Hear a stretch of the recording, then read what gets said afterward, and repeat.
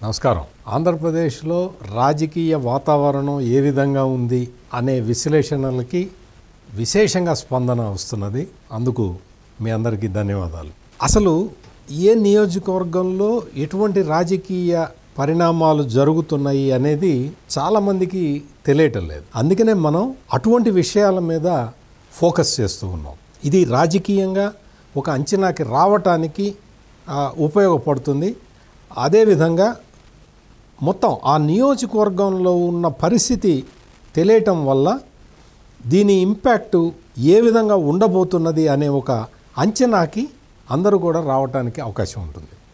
అందుకోసమే మనం నియోజకవర్గాల వారీగా విశ్లేషణల్ని మనం అందిస్తూ ఉన్నాం. ఇవాళ మనం పల్నాడు జిల్లా సత్తెనపల్లి నియోజకవర్గం గురించి విశ్లేషించుకుందాం. అక్కడ ఎట్లా ఉంది, రాజకీయ పరిస్థితి ఎలా ఉంది, రాబోయే రోజుల్లో రాజకీయ పరిస్థితి ఏ విధంగా మారబోతున్నది అనేది మనం విశ్లేషించాం. ఇది ఒక కీ కాన్స్టిట్యున్సీ. సత్తెనపల్లి నియోజకవర్గం అతి ముఖ్యమైన కాన్స్టిట్యున్సీ. ఎందుకంటే ఇక్కడి నుంచి ఆంధ్రప్రదేశ్ జలవనరుల శాఖ మంత్రి అంబటి రాంబాబు వైసీపీ అభ్యర్థిగా ప్రాతినిధ్యం వహిస్తూ ఉన్నారు. అంబటి రాంబాబు గురించి రాష్ట్ర వ్యాప్తంగా చర్చ జరుగుతూ ఉంటుంది. అనునిత్యం ఆయన వార్తల్లోనే ఉంటాడు. ఏ విధంగా పవన్ కళ్యాణ్ ఏదైనా రాజకీయంగా స్టేట్మెంట్లు ఇచ్చినా, ఏదన్నా కార్యక్రమం చేపట్టినా ఆయన్ని విమర్శించటానికి జగన్మోహన్ రెడ్డి అంబటి రాంబాబుని ముందు వరుసలో పెడతాడు. అంబటి రాంబాబు కూడా వచ్చేసి పవన్ కళ్యాణ్ అంటే చాలు ఒంటికాల మీద లేచి ఆయన సమాధానం చెప్పడానికి ప్రయత్నం చేస్తూ ఉంటాడు. అందువల్ల అంబటి రాంబాబు గురించి రాష్ట్రం మొత్తం చర్చ జరుగుతూ ఉంటుంది. కొంతమంది పాజిటివ్గా, కొంతమంది నెగిటివ్గా. అయితే ఆయన దురదృష్టం ఏంటో కానీ సత్తెనపల్లి నియోజకవర్గంలో మాత్రం ఆయన గురించి అందరూ నెగిటివ్గానే మాట్లాడుతున్నారు. ఇది అక్కడ జరుగుతున్న ఇది. సత్తెనపల్లి నియోజకవర్గం అంటే మనకి గుర్తొచ్చేది ప్రముఖ స్వాతంత్ర సమరయోధుడు వావిలాల గోపాలకృష్ణయ్య గారు అక్కడ వరుసగా 4 సార్లు గెలిచాడు. అటువంటి మహనీయుడిని గెలిపించిన ఆ నియోజకవర్గం ప్రజలు ఇప్పుడు అంబటి రాంబాబు లాంటి వాళ్ళని గెలిపిస్తూ ఉన్నారు. అంబటి రాంబాబు పరిస్థితి ఇప్పుడు ఏ విధంగా ఉంది అనేది ఒక నిమిషం అట్లా పక్కన పెట్టి మిగిలిన విషయాల గురించి ఆలోచించుకుంటే అక్కడ అంబటి రాంబాబు ఆయన అనుచర వర్గం వాళ్ళు చేస్తున్న అవినీతి కార్యక్రమాల మీద, అక్రమాల మీద విస్తృతంగా చర్చ జరుగుతున్నది. మొత్తం కాన్స్టిట్యున్సీ మొత్తం కూడా వీళ్ళ విషయాలే. అంటే ఏ విధంగా చేస్తున్నారు అనేది దాని మీదే ప్రజలు వ్యతిరేకంగా ఉన్నారు. ఏ విధంగా వీళ్ళు నెకరికల్లు, రాజుపాలెం కొండల్ని తొలిచేసి వీళ్ళు చేస్తున్న వైసీపీ నాయకులు, మరి ముఖ్యంగా వైసీపీ నాయకులు చేస్తున్న ఈ అక్రమ దోపిడీలు ఇవి మొత్తం అసలు చిన్న చిరు వ్యాపారుల దగ్గర నుంచి కూడా వైసీపీ లీడర్లు మామూలు వసూలు చేస్తున్నారు అనేది ఆ నియోజకవర్గం మొత్తం విస్తృతంగా వినిపిస్తున్న ఆరోపణ. ఎందుకు ఇట్లా ఎందుకు చేస్తున్నారు, ఏ విధంగా చేస్తున్నారు, దీనికి అసలు అంతు లేదా, దీనికి అంతం ఎప్పుడు, ఈ విధమైన ప్రశ్నలే నియోజకవర్గంలో ప్రతిరోజు వినిపిస్తూ ఉన్నాయి.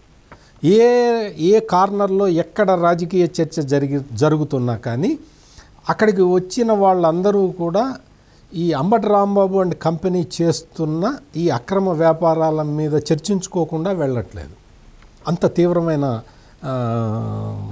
వ్యవస్థ అక్కడ కనపడుతూ ఉన్నది. రాష్ట్ర ప్రభుత్వం మీద వ్యతిరేకత ఉన్నది. రాష్ట్ర ప్రభుత్వం మీద వ్యతిరేకతతో పాటు అక్కడ స్థానిక ఎమ్మెల్యే ఇప్పుడు మంత్రిగా ఉన్న అంబటి రాంబాబు మీద అంతకన్నా ఎక్కువ ఉన్నది. ఎందుకు అంటే ఇటువంటి వ్యవహారాలే.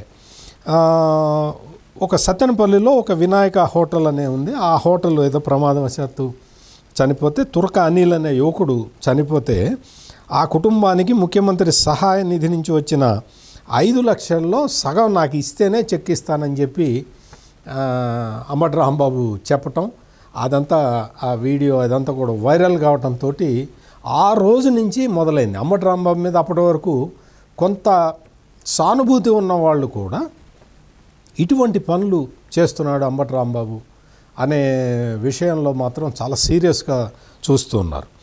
అంతేకాకుండా ఈ అక్రమ మైనింగ్ అసలు చాలా విపరీతమైన ఇది ఉంది. ఈ మొత్తం ఈ అక్రమ మైనింగ్ మీద వైసీపీ లీడర్లే అంబటి రాంబాబుకి వ్యతిరేకంగా కోర్టుకు వెళ్ళారు.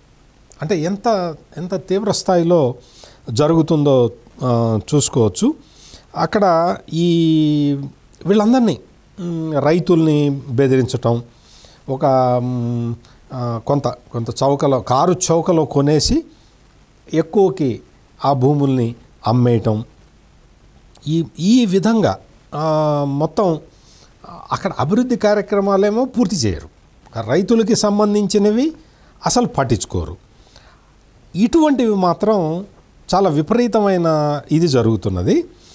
ఈ మొత్తం రైతులకి కావాల్సిన సౌకర్యాలు, సాగునీటి సదుపాయాలు అవి కల్పించడంలో మాత్రం నీటిపారుదల శాఖ మంత్రి పూర్తిగా విఫలమయ్యాడు.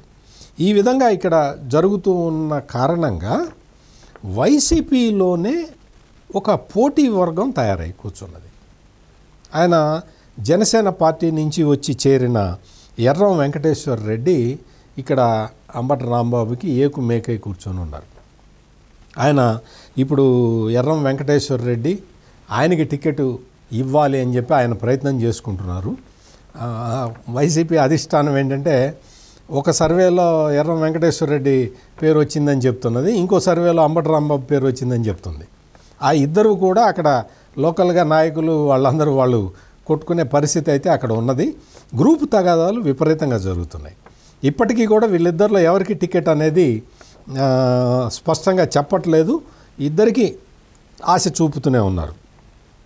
అంబటి రాంబాబు అయితే ఆయనకి అర్థమైంది ఇక్కడ పరిస్థితి, ఇక్కడ గెలము అనే పరిస్థితి అర్థమయ్యి ఆయన వేరే నియోజకవర్గానికి, అంటే ఆయన సొంత నియోజకవర్గం ఉంది రేపల్లె, అక్కడికి వెళ్దామని ఆయన ఏదో ప్రయత్నాలు చేసుకుంటున్నాడు. బట్ అది కుదిరే పనిలాగా కనపట్టలేదు.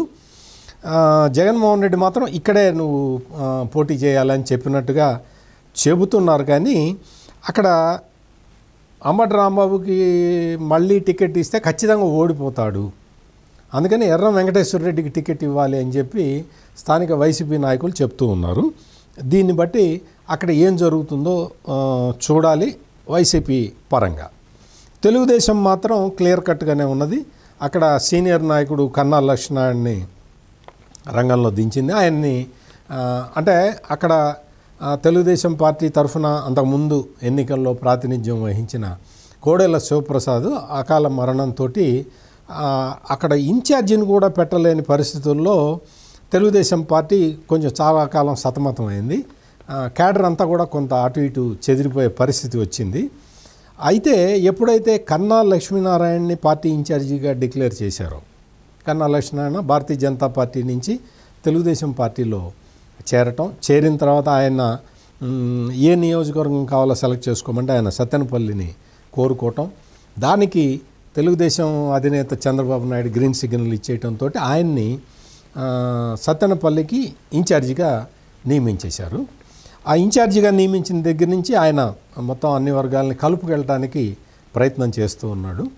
ఆయన మీద ఏంటి అంటే గ్రామాల్లో ఇంకా తిరగట్లేదు అన్న ఒక ఇది ఉంది తప్ప ఆయన అన్ని గ్రామాల నాయకులతోటి టచ్లో అయితే మాత్రం ఉన్నాడని చెప్తున్నారు.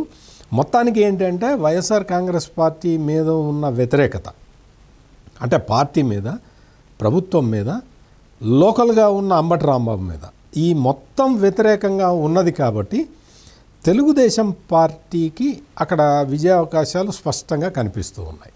మరిన్ని విశ్లేషణలతో మళ్ళీ కలుద్దాం. నమస్కారం.